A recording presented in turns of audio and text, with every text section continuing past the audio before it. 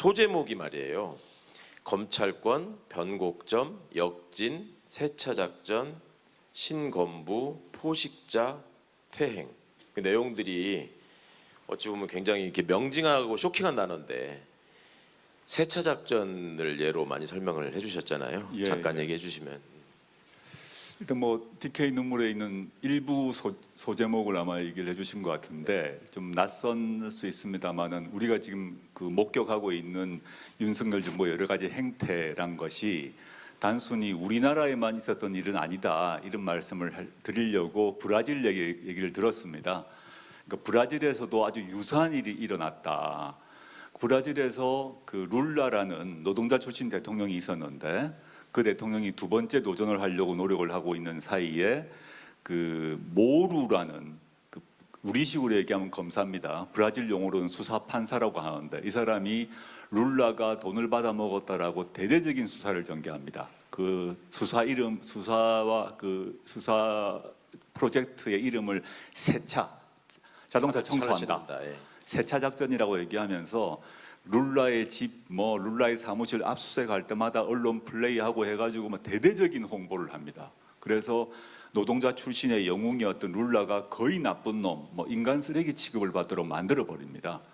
그러고 난 뒤에 룰라를 기소해서 룰라를 감옥에 넣습니다.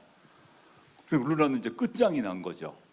근데 이 모루란 사람은 수사를 하면서 전 절대 정치 안 한다 이렇게 얘기를 합니다.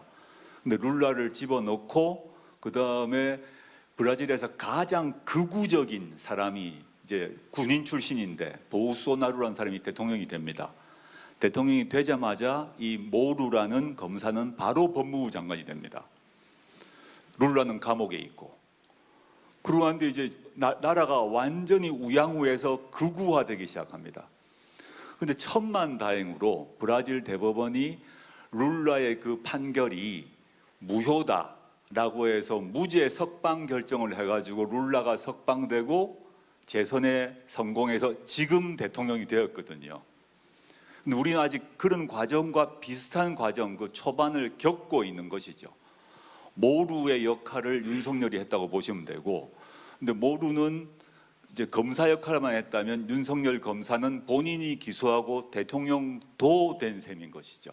그래서 이런 일이란 게 권위주의 정권 또는 군사독재 정권을 끝나고 난 뒤에 정치적 민주화가 진행되던 과정에서 검찰이란 권력이 언론과 힘을 합해서 수구 기득권 진영과 힘을 합쳐서 어떻게 권력을 다시 되찾는가라는 것이 브라질에도 있었다라는 얘기를 알려드리려고 그 예를 소개했습니다. 이게 넷플릭스의 다큐멘터리로 있잖아요. 그렇죠. 여러분 한번 꼭 찾아서 보시면 위기의 민주주의라고 찾아보시면 그게 이제 넷플릭스의 다큐멘터리로 나와 있습니다.